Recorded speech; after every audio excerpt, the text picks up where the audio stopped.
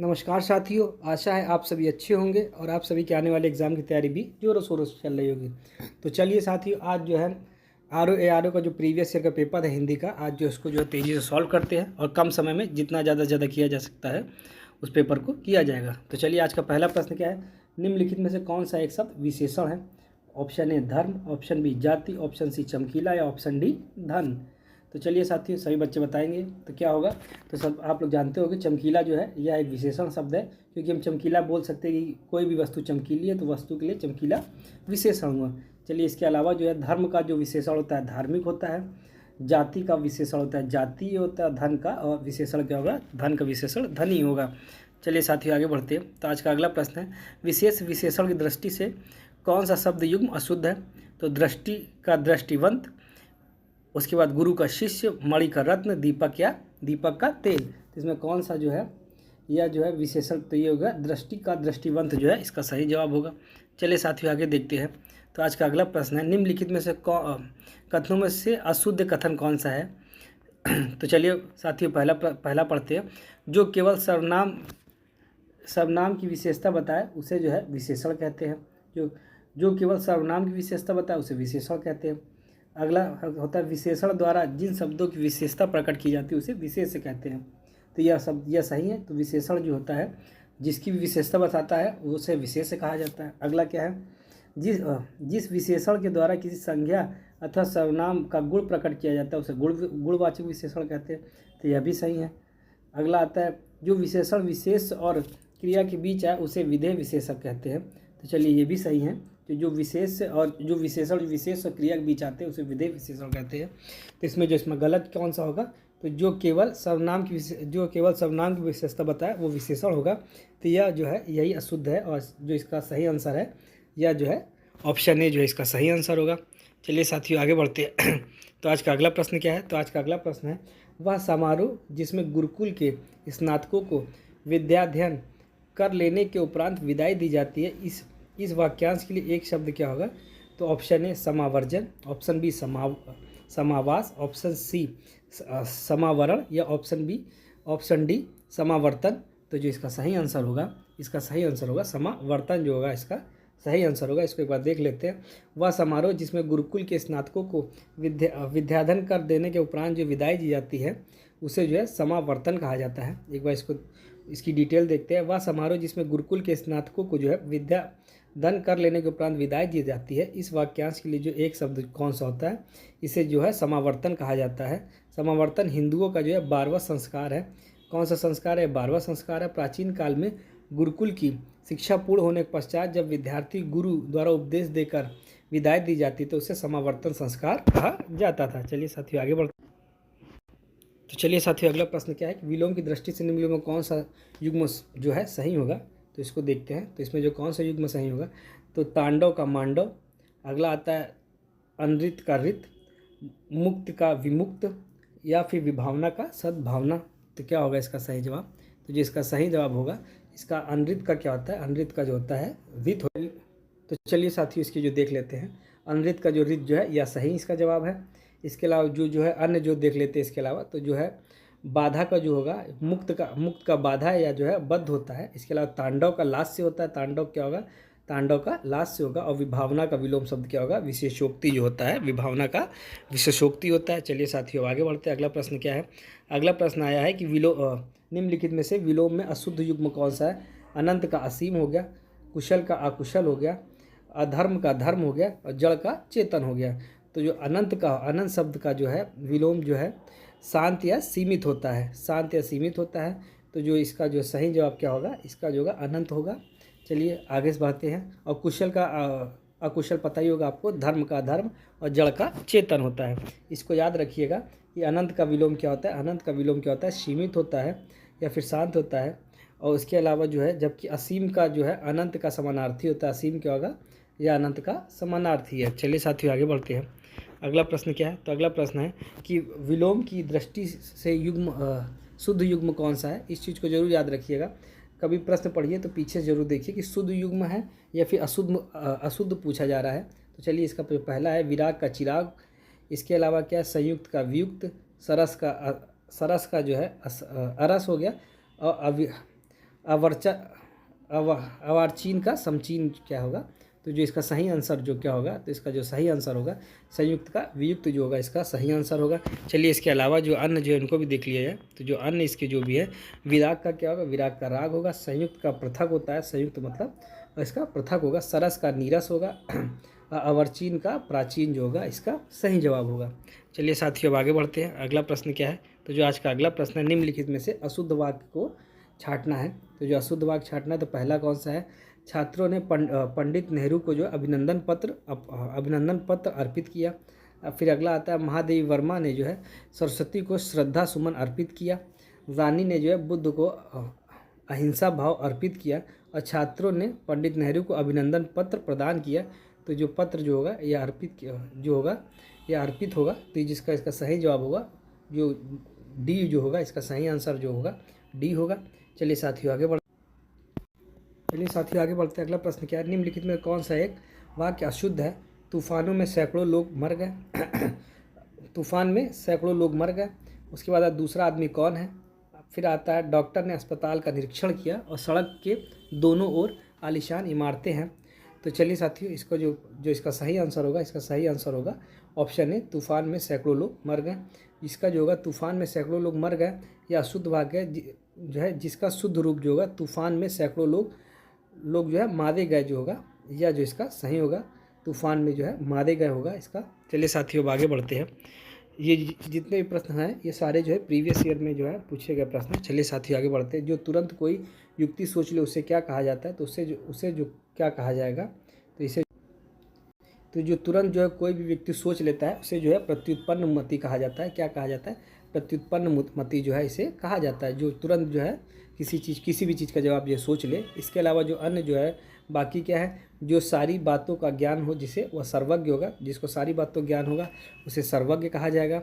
वह व्यक्ति जो दूर तक की बात पहले ही सोच ले उसे दूरदर्शी कहा जाता है। जो दूर तक की बात पहले सोच ले उसे दूरदर्शी कहा जाता है। और जो दर्शन का ज्ञाता है उसे दार्शनिक कहा जाता है। चलिए साथियों आगे बढ़ते हैं। अगला प्रश्न क्या है, यह कमीज उजली है। यह कमीज उजली है, इसमें जो है कमीज शब्द क्या चीज़ है। तो चलिए साथियों आगे देखते क्या है, विशेषण, विशेष से, क्रिया विशेषण या सर्वनाम है। तो सभी बच्चे बताएंगे या क्या है।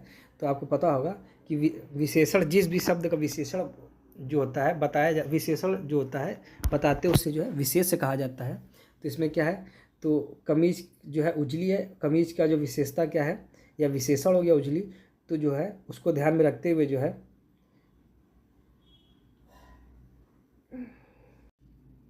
तो इसमें उजली क्या है, तो उजली जो है विशेषण है। तो हम किसकी बता रहे हैं विशेषता, तो ये कमीज की बता रहे हैं। कमीज की विशेषता बता रही है, क्या होगा विशेष से होगा। तो इसका जो सही जवाब क्या होगा, विशेष से होगा। चलिए साथियों आगे बढ़ते हैं। अगला प्रश्न क्या है, अगला प्रश्न है, जिसके हृदय में ममता ना हो उसे क्या कहा जाएगा। तो जिसके हृदय में ममता ना हो, ऑप्शन ए निर्दय, ऑप्शन बी निर्भीक, ऑप्शन सी नृशंस, या ऑप्शन डी निर्मम। तो जिसके हृदय में, तो चलिए साथियों आज का अगला प्रश्न है, जिसके हृदय में ममता ना हो उसे क्या कहा जाएगा। ऑप्शन ए निर्दय, ऑप्शन बी निर्भीक, ऑप्शन सी नृशंस, या ऑप्शन डी निर्मम कहा जाएगा। तो जिसका सही आंसर होगा, तो जिसके हृदय में ममता ना हो उसे निर्मम कहा जाता है। निर्दय किसे कहा जाता है, जिसके हृदय में दया ना हो।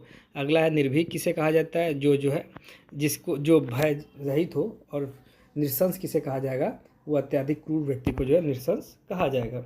चलिए साथियों आगे देखते हैं। तो अगला प्रश्न क्या है, भक्त का तद्भव क्या है। तो भक्त का तद्भव क्या है, ऑप्शन ए भगत, ऑप्शन बी श्रद्धा, ऑप्शन सी प्रेम, या ऑप्शन डी भाव। तो भक्त का जो तद्भव होगा या जो होगा भगत जो है भक्त का तद्भव होगा।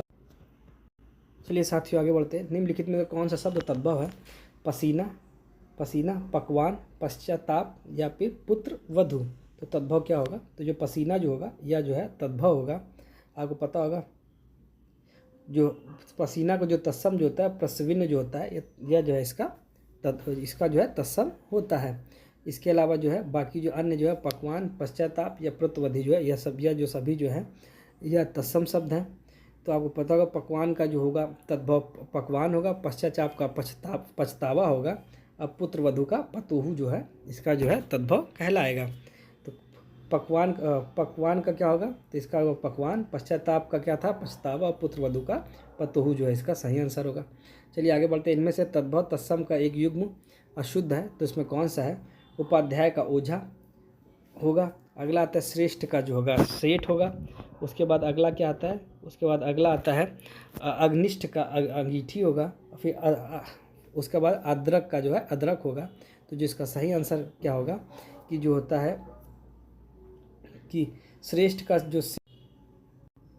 जो सेठ का जो होता है वो श्रेष्ठी जो होता है इसका जो है सही तत्सम होता है। चलिए साथियों, इसके अलावा जो अन्य सभी देख लेते हैं। तो ओझा क्या होगा, ओझा का उपाध्याय होगा। सेठ का श्रेष्ठी होगा। अंगीठी का क्या होता है, तो अंगीठी का अग्निष्ठिका होता है। अदरक का अदरक और अंगीठा का जो है अग्निष्ठ जो होता है, यह सही जवाब होगा। चलिए आगे बढ़ते हैं। बाजार में बहुत घोड़े आए हैं। इस वाक्य में विशेषण दृष्टि से जो है बहुत क्या है, तो आपको पता होगा विशेषण दृष्टि से बहुत क्या है।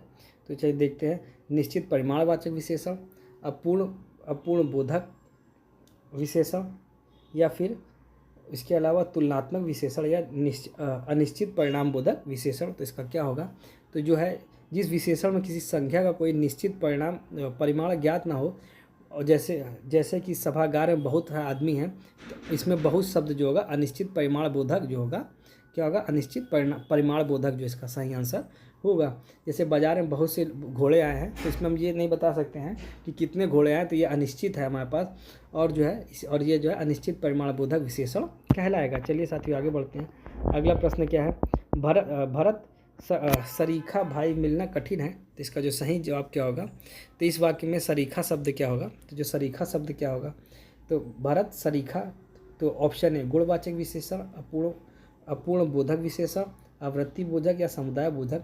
तो जो भरत सरीखा जो है इसमें यह जो होगा गुणवाचक विशेषण जो होगा यह होगा, क्योंकि ये देख सकते हैं भरत सरीखा भाई कितना मिलना कठिन है। इस वाक्य में जो है सरीखा शब्द जो है गुणवाचक विशेषण है, जबकि विशेषण वस्तु या व्यक्ति के गुण, रंग, आकार, दशा, अवस्था आदि का बोध कराने का जो है आधार बनता है।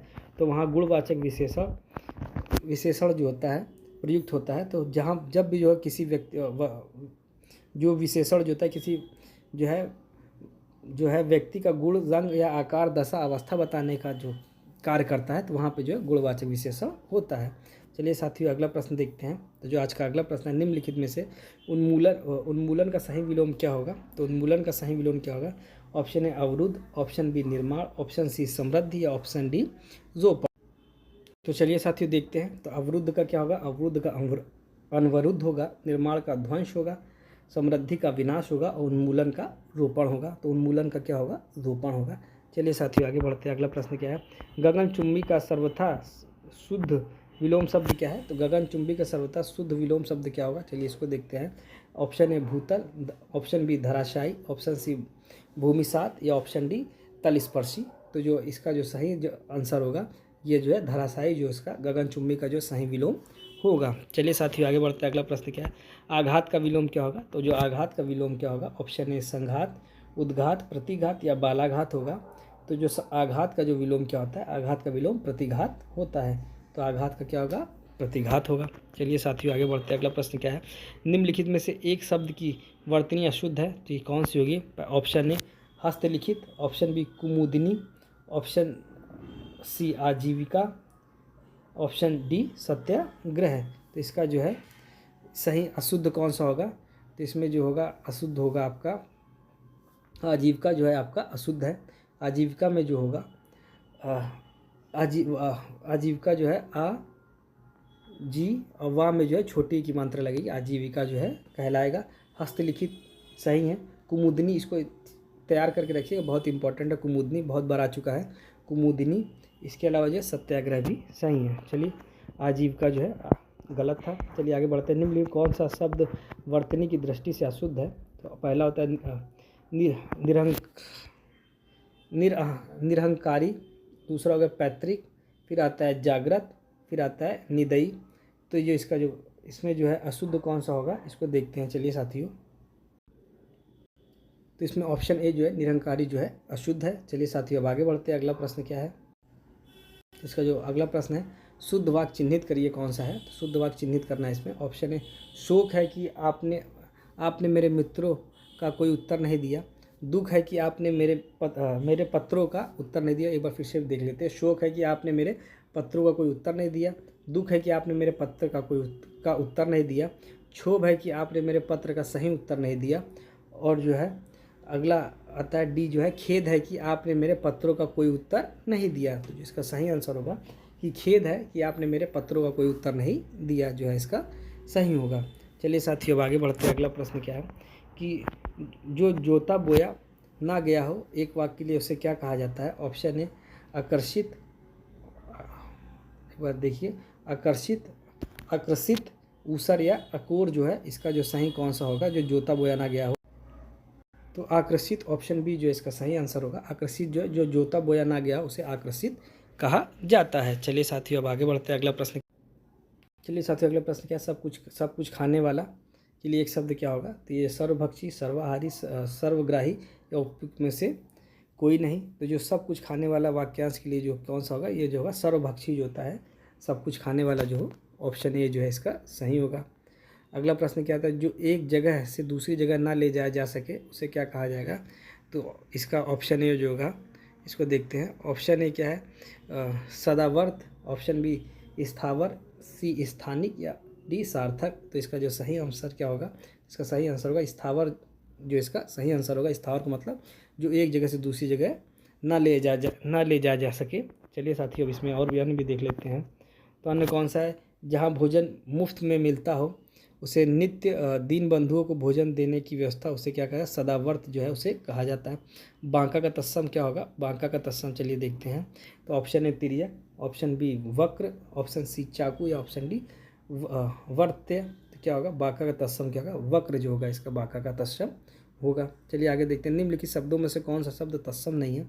पतन, पंसारी, पिटक या प्रहार, इसमें कौन सा सही नहीं होगा, तत्सम नहीं सही है। तो ऑप्शन बी जो है पंसारी जो है यह तत्सम शब्द नहीं है। इसके अलावा जो अन्य जो है पतन का जो है तद्भव क्या होता है, पढ़ना होता है। पंसारी का क्या होता है, पन्यशालिक होगा। पिटारा का होगा पिटक, या पहाड़ का जो है प्रहार, जो है इसका सही आंसर होगा।